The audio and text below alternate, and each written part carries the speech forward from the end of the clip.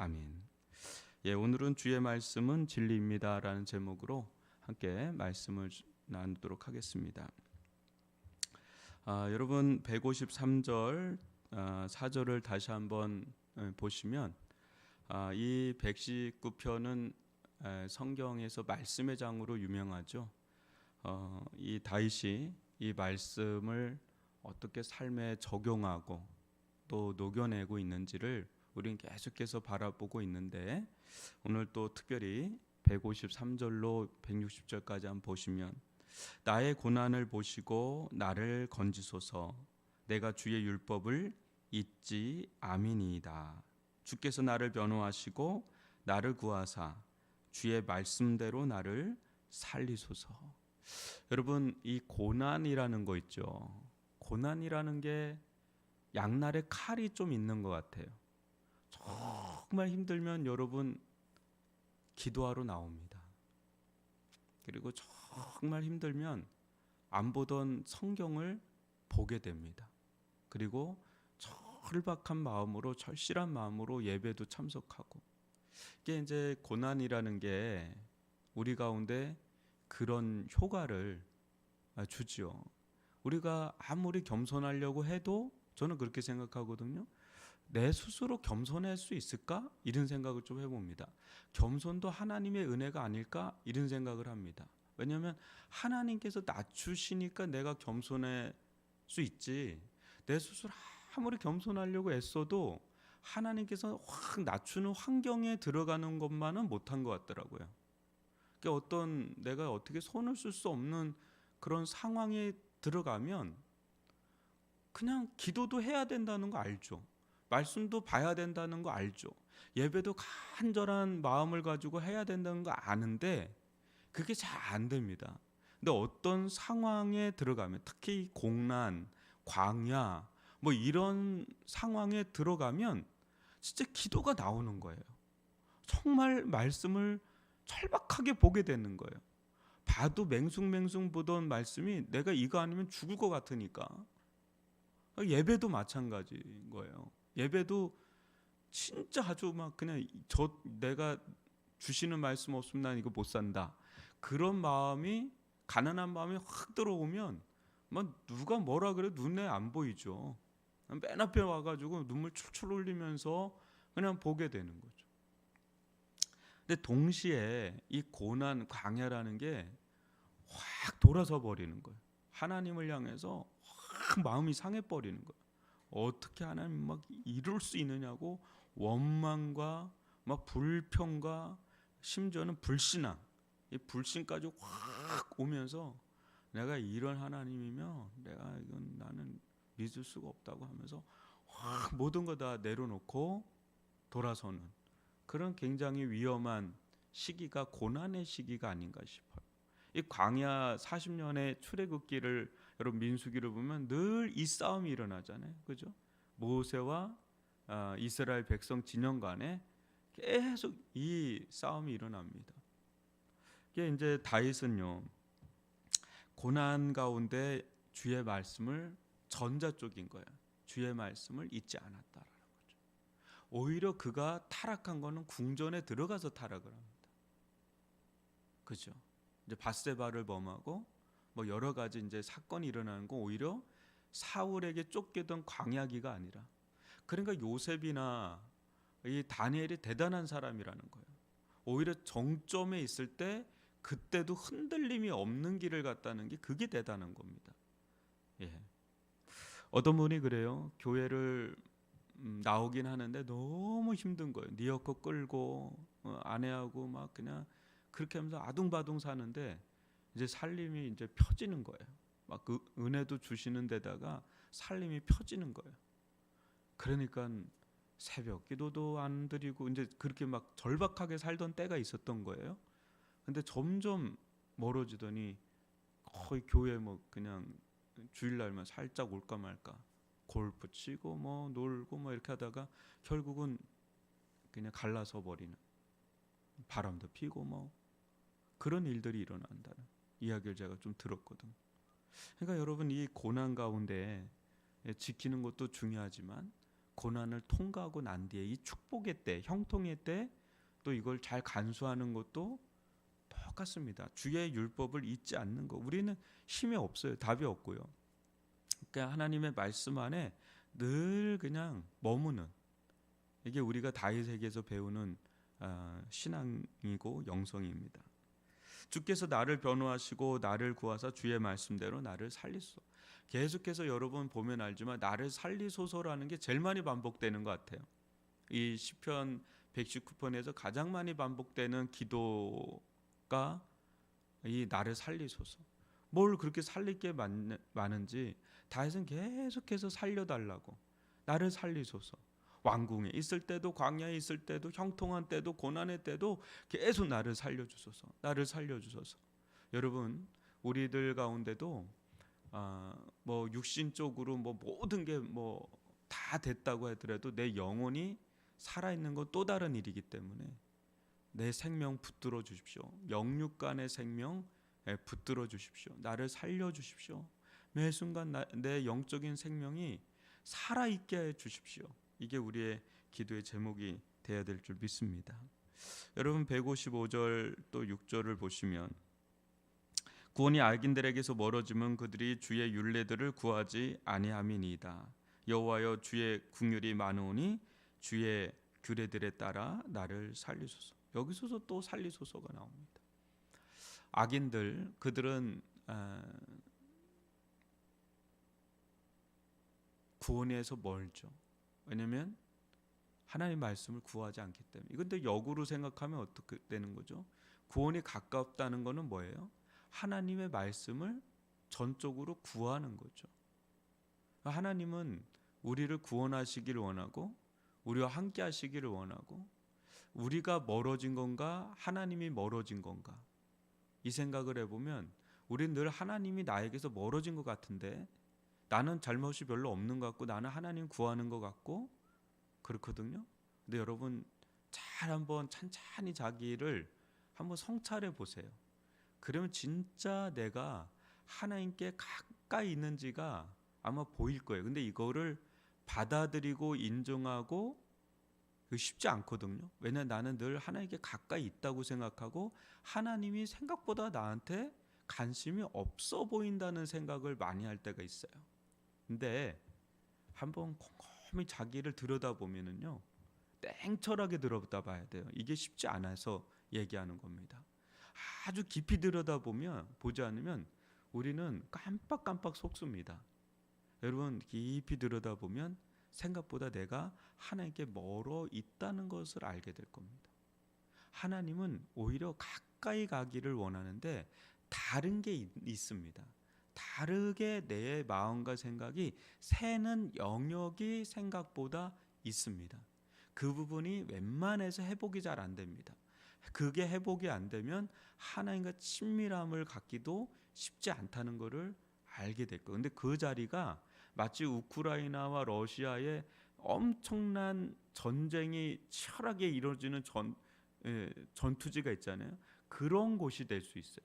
거기서 승리를 해야 하나님과 친밀함을 확보할 수가 있습니다. 그 영역을 찾는 게 매우 중요하고, 어떤 영역에서 쑥 하나님께 가까이 있는 영역이 있지만 어떤 영역에서 멀어 있는 영역이 있거든요. 근데 거기서 많이 샌다는 걸 잘 못할 겁니다. 근데 그 부분을 발견하고 그 부분에서 치열하게 전쟁을 치러서 이겨야 하나님과 동행하는 기쁨을 회복할 수가 있다는 것을 여러분 한번 묵상해 보시고 기도해 보십시오. 주의 긍휼이 많으오니 주의 말씀을 따라서 나를 살리소서. 그러니까 하나님은 살리시는 분이시고 다윗은 계속 살고 싶은 거예요. 하나님을 향해서 살아있는 자가 되고 싶은 거예요. 그러니까 세상적으로는 뭐 막 한다 그래도 다윗의 마음 가운데는 하나님을 향해서 살아있나, 이게 관심사예요. 이게 그에겐 가장 큰 겁니다. 근데 우리가 여러분 하나님을 향해 살아있으면 문제될 게 아무것도 없어요. 그죠? 알고 보면 그렇잖아요. 많은 고난이 오고 뭐가 온다 하더라도 하나님과 내가 살아있는 관계가 내가 느낄 정도 있으면 문제가 될 게 하나도 없어요. 근데 그게 안 되니까 힘든 거거든요. 그러니까 이 다윗이 계속해서 나를 살리소서, 나를 살리소서는 우리의 기도 제목이기도 한 겁니다. 오늘 157절 8절을 보시면 나를 핍박하는 자들과 나의 대적들이 많으나 나는 주의 증거들에서 떠나지 아니하였나이다. 주의 말씀을 지키지 아니하는 거짓된 자들을 내가 보고 슬퍼하였나이다. 그럼 158절에서 이 마지막 장면은 정말 이 말씀으로 충만한 사람, 하나님의 영으로 충만한 사람들의 대표적인 특징입니다. 악인들, 거짓된 자들 막 저주하고 심판하고 이게 아니라 그것도 거룩한 분노도 필요하죠. 비나스처럼. 그렇지만 더 나아가서는 그걸 넘어서야 됩니다. 거룩한 분노를 넘어서서 거룩한 슬픔이 있어야 되는 거죠. 거룩한 애통, 거룩한 슬픔. 예수님이 그런 거죠. 예루살렘을 보면서 예루살렘아 예루살렘아 암탉이 너희를 품은 같이 내가 얼마나 너희를 품으려 하였느냐 하면서 예루살렘 성을 보시고 우시는 장면이 나오죠. 그거는 거룩한 분노를 넘어서서 거룩한 슬픔에 쌓이는 겁니다.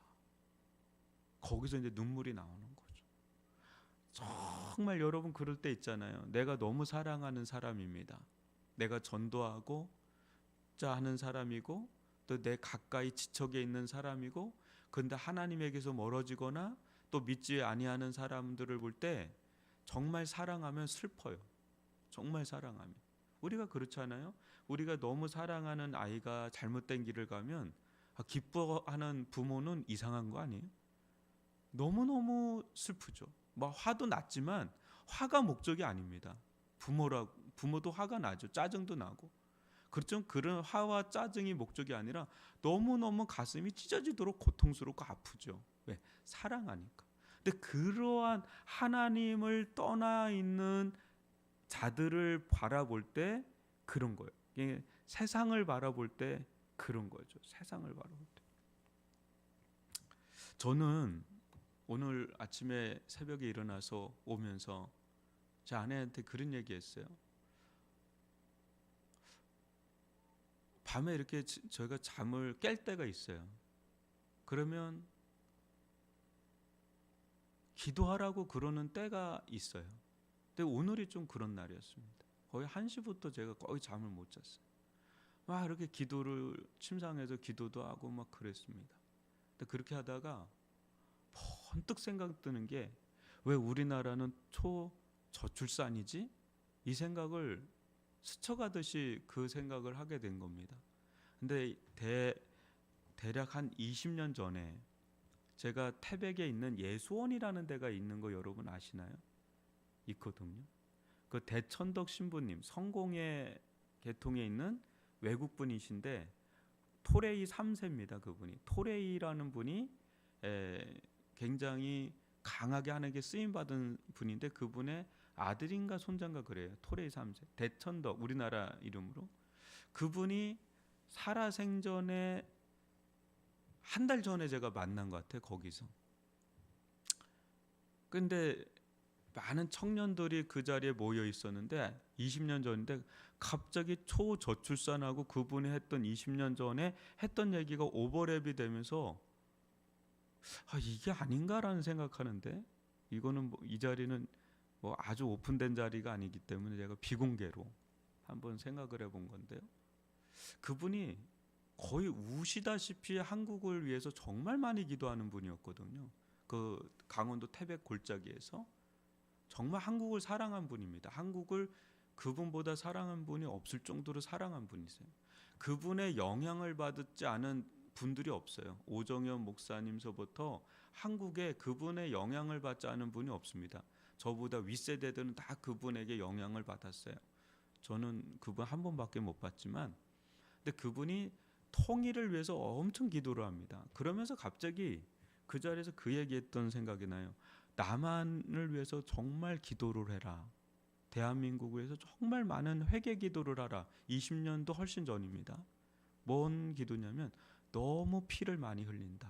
너무 피를 많이 흘린다. 그래서 무슨 얘긴가 하고 이렇게 들어봤더니 살인죄를 너무 많이 한다. 피를 너무 많이 흘린다. 이런 거. 그럼 무슨 말인가 했더니 낙태를 얘기하더라고요. 그때 처음 들었어요. 제가 대학생 후반인가 뭐 하여튼 20대 후반인가 그랬으니까요. 근데 제가 그래서 한번 찾아봤어요. 1, 2년 전에 통계를 보니까 하루에 3천 명이 낙태를 한대요. 그래 100만 명이 넘어요. 그 생각을 하니까 하나님께서 이게 우리나라에게 생명을 주실 이유가 있을까라는 생각이 드는 거예요. 번뜩. 자살률도 1위입니다. 우리나라 OECD 1위입니다. 하루 26.3명이더라고요. 근데 그 숫자는 8,000명, 10,000명이니까 아주 큰 숫자가 아니어도 어떤 것과 기결이 되는 생명 경시하고 기결이 되는 거예요. 그러니까 저출산도 문제고 낙태도 문제고 자살도 문제고. 그러니까 우리나라가 이게 총체적으로 물론 기독교 복음화율이 꽤나 높은 나라거든요. 그런데 너무 많은 죄를 범하는 게 이게 너무 심각한 죄를 범한다는 이야기를 20년 전에 대천덕 신부님이 얘기한 게 헌뜩 스쳐 지나가는 거예요. 그러니까 정말 우리가 눈물로 기도를 해야 되는 부분이다. 이 생각이 들더라고요. 여러분, 100만 명입니다.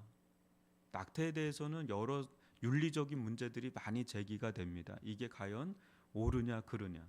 그렇지만 생명이거든요. 기본적으로 생명은 이미 수정되는 순간에 시작된다라고 우리는 봅니다.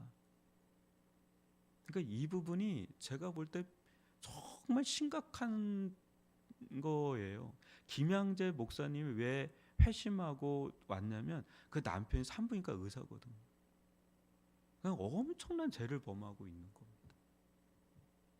그래서 이게 이제 슬픔을 가지고 우리가 기도를 해야 되는 문제다라는 생각이 좀 갑자기 들었던 거죠. 오늘 새벽에 이거 보면서 이게 영적으로도 봐야 된다. 사회적으로만 자꾸 보잖아요. 경제적으로 뭐 일자리가 없다, 경제적인 양육하기가 어렵다, 그런 사회적인 문제로만 우리가 자꾸 봐야 되나? 아니 영적으로 이 부분이 뭔가 막혀 있는 건 아닌가라는. 세계는 지금 80억이 넘거든요. 근데 우리나라만 유독 최고의 저출산율에 들어가 있거든요. 이걸 그냥 사회적인 문제로만 볼 건가, 영적인 도덕적인 윤리적인 문제로도 볼 건가를 보면 우리가 이 부분 정말 기도를 해야 될 문제죠. 159절과 160절 보면 내가 주의 법도들을 사랑함을 보옵소서. 여호와여 주의 인자하심을 따라 나를 살리소서. 주의 말씀의 강령은 진리요니 주의 의로운 모든 규례들은 영원하리이다.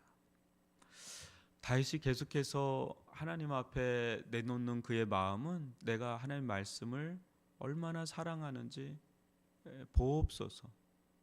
이게 159절은 예수님의 기도이기도 합니다. 내가 주의 법도들을 사랑함을 보옵소서.